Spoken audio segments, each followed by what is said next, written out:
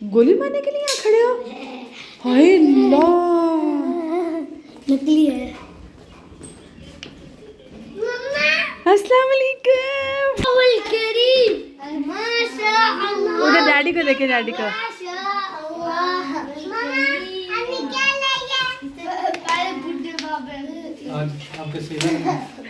कहता पहले बुढ़े बाबे लगते थे, अब जवान हो गया है।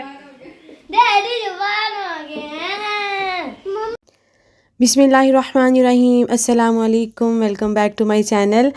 आप सबकी मोहब्बतों का दिल से इतना ज़्यादा शुक्रिया। आप लोगों ने इतनी ज़्यादा बेस्ट विशेस मुझे दी, मेरी सिस्टर को दी, उसके बेटे के लिए बहुत सारे नाम सजेशन किए। जज़ाकल्लाह खैर आप सबके लिए। आज मैं आप लोगों के साथ एक और गुड न्यूज़ शेयर करने वाली हूँ जी, मिस्टर नवीद को लेके। और बस इसी तरह मेरी वीडियोस को लाइक करते रहें, सब्सक्राइब करते रहें और मेरे साथ जुड़े रहें। तो आप लोग जब इतनी मोहब्बत देते हैं ना, तो दिल ऐसे कसम से इतना मोटिवेट होता है ना कि मैं आप लोगों को बता नहीं सकती।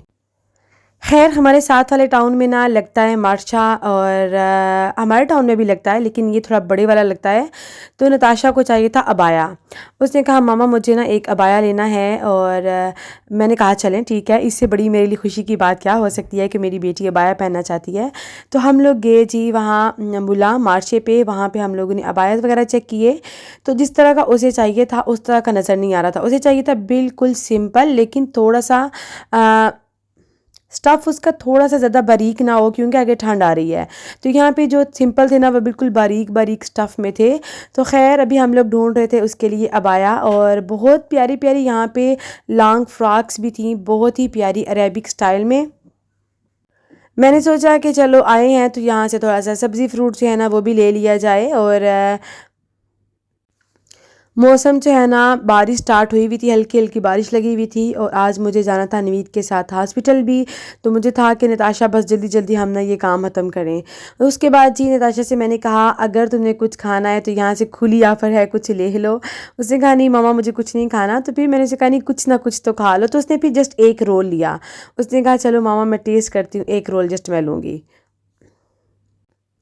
खैर जी वहाँ से घर वापस आने के बाद सबसे पहले मुझे बनाना था खाना। और आते साथ नताशा जो है ना वो मेरे साथ आ गई किचन में। उसने कहा मामा जल्दी जल्दी मैं किचन क्लीन करती हूँ, आप जो है ना फटाफट से कुकिंग कर लो, ताकि आपने भी डैडी के साथ हॉस्पिटल भी जाना है। मैं लेके आई हुई थी ज़ुकीनी। और ज़ुकीनी जो है ना मुझे बहुत ज़्यादा पसंद है वेजीज़ में। मेरे बच्चे इतने शौक से नहीं खाते, तो मैंने सोचा कि थोड़ा सा इसमें मटन डाल लूँ, साथ जो है ना मट्टी की हंडिया में बनाऊँगी तो क्या ही इसका कमाल का टेस्ट था ना, मैं बता नहीं सकती। मट्टी की हंडिया मुझे बहुत ही ज़्यादा पसंद है, और उसमें जो खाना बनता है ना उसका जो टेस्ट होता है वो अलग से ही है। और आज मैं बहुत ही खुश थी, मेरे पास गैस वाला जो चूल्हा है ना वो सिलेंडर ख़त्म हुआ था तकरीबन 2 वीक से। और सिलेंडर तो यहाँ पे जो है ना 50 यूरो के करीब करीब मिलता है। तो मैं सोची थी कि चलो छोड़ो यहाँ पे ट्राई करके देखती हैं अगर ये इलेक्ट्रिक स्टोव पे मिट्टी की हंडिया यूज़ हो जाती है तो। और मैं बड़ी हैरान भी हुई कि यहाँ पे जो है ना बहुत ही अच्छी सी हंडिया जो है अल्हम्दुलिल्लाह बन गई थी। और इसका टेस्ट भी बहुत ही ज़्यादा मज़े का था। मैं इतनी ज़्यादा खुश होती हूँ ना आप लोगों के कमेंट्स पढ़ के। मुझे यकीन नहीं आता कि अल्लाह ताला ने मुझे एक इतनी अच्छी फैमिली दी है यूट्यूब की शक्ल में, जो मेरी खुशी पे इतनी ज़्यादा खुश हो जाती है। मैं थोड़ी सी सैड होती हूँ तो मुझे इतने ज़्यादा हौसला मिलता है। जज़ाकल्लाह खैर। आप सबके कमेंट्स मैंने पढ़े हैं, बल्कि कुछ कमेंट्स को मैंने 2-3 दफ़ा रीड किया है। इतनी मोहब्बत, इतनी अपनाइयत आप लोग मुझे देते हैं ना, अल्लाह ताला आप लोगों को भी दुनिया जहान में इसकी खुशियाँ दे, दुनिया जहान में इसका नेमुल बदल दे, आमीन। यहाँ पे जी मैं जा रही थी मिस्टर नवीद के साथ पेरिस हॉस्पिटल। और आज का दिन जो है ना वो बहुत ज़्यादा अहम था मेरे लिए। मिस्टर नवीद की इतनी बड़ी तकलीफ़ आज ख़त्म होने वाली थी। वो तकलीफ़ जो इन्होंने डायलिसिस की तकलीफ़ तो देख ही रहे थे इतने सालों से, लेकिन इसके साथ साथ और भी मसले मसाइल जो शुरू हुए थे ना, उसमें सबसे बड़ा जो मसला था वो 2 साल पहले इन्होंने टीथ रिमूव किए थे, तकरीबन 4 दांत रिमूव किए थे, क्योंकि डायलिसिस की वजह से इनके मसूड़ों के अंदर इन्फेक्शन हो गई थी। डॉक्टर ने कहा कि हमें 1-2 टीथ जो है वो रिमूव करना पड़ेगा, लेकिन उन्होंने क्या किया कि 4 टीथ को उन्होंने रिमूव कर दिया। उसके बाद से लेके अब तक जो है ना नवीद खाने पीने में उनको इतनी ज़्यादा तकलीफ़ हो रही थी ना कि मैं बता नहीं सकती। एक साइड से खाना खाना कितना ज़्यादा मुश्किल है ना। उसके बाद फ्रंट वाले दांत भी नहीं थे, तो ये बेचारे स्माइल तक नहीं करते थे कि सामने मेरे बिल्कुल दांत नहीं है, अच्छे से बोला नहीं जाता। और उसके बाद हम लोगों ने दांतों के लिए पता किया ना, तो यहाँ पे जो फिक्स वाले दांत लगती हैं वो तो बहुत ही ज़्यादा कास्टली हैं, 3 से 4 हज़ार के करीब करीब जो है ना वो टीथ लगती हैं।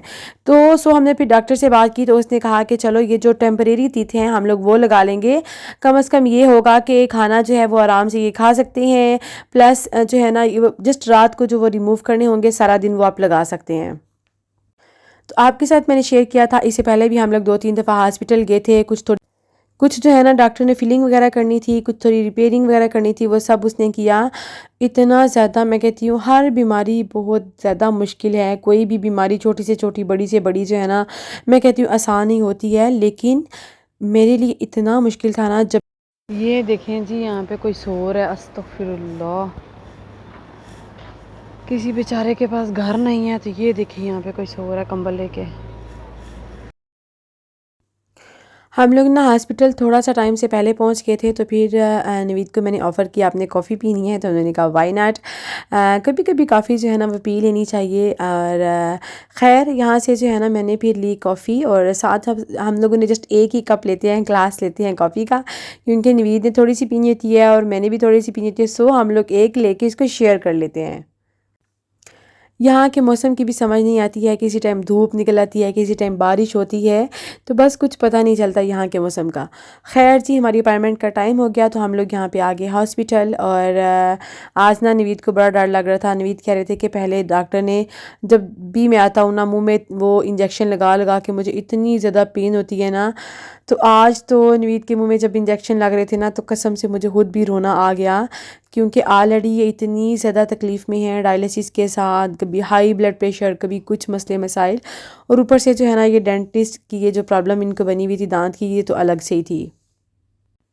लेकिन खैर अल्हम्दुलिल्लाह आज इतनी ज़्यादा तकलीफ़ देखने के बाद ये वाले दांत भी लग गए हैं, तो इंशाल्लाह जब हमारे पास इतने ज़्यादा पैसे होंगे ना कि हम लोग परमानेंट टीथ भी लगवा सकेंगे, तो हम सबसे पहले वही टीथ भी लगवाएंगे इंशाल्लाह। और जब पाकिस्तान गए थे ना, तो नवीद को मैंने कहा था कि यहाँ से पता कर लेते हैं, यहाँ से लगवा लेते हैं, लेकिन चूंकि नवीद जो है ना वो वहाँ पे ज़्यादा टाइम के लिए रुक नहीं सकते थे, और एक वहाँ पे जाके इनकी तबीयत भी ख़राब हो गई।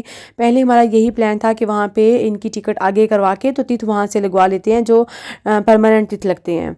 ऑब्वियसली वहाँ पर एक्सपेंडिचर काफ़ी ज़्यादा कम है, लेकिन फिर इनकी तबीयत वहाँ पर बहुत ख़राब हो गई, तो हम वहाँ पर नहीं लगवा सके। ये फिर डॉक्टर ने एक दफ़ा लगाने के बाद नवीद को दिया कि आप खुद ट्राई करो, खुद लगाओ, खुद उतारो। एक दफ़ा तो इन बेचारों का जो है ना सारा मसूड़ा अंदर स्टक करके फंस गया, लेकिन खैर उसके बाद 2-3 दफ़ा प्रैक्टिस की तो अल्हम्दुलिल्लाह जो है ना वो फिक्स हो गए इनके टीथ। फिर हम लोग आ गए जी वापस, और अल्हम्दुलिल्लाह 2 साल के बाद जो है ना नवीद को इस मुसीबत से जो है काफ़ी हद तक जान छूट गई है। अब आराम से खाना खा सकेंगे इंशाल्लाह, और अब जो है ना नवीद स्माइल भी कर सकेंगे।